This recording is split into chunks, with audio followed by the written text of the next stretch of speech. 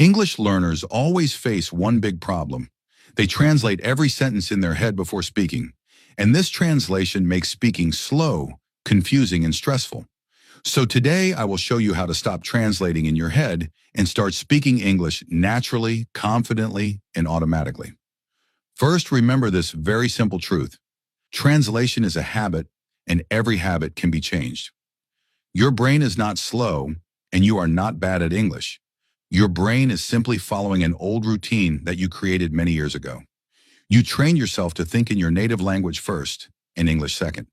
So now we will gently train your brain to think directly in English without any extra steps or confusion.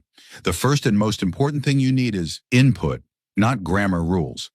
If your brain receives English every single day through listening and reading, your brain naturally starts building English patterns.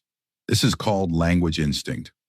When you listen to English stories, short podcasts, or simple daily conversations, your brain begins to understand English without translating word by word.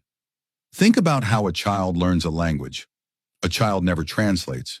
The child listens, absorbs, imitates, and eventually speaks. You must follow the same process. Choose easy, understandable English. Listen every day. Let your brain copy the patterns and slowly create a direct English thinking system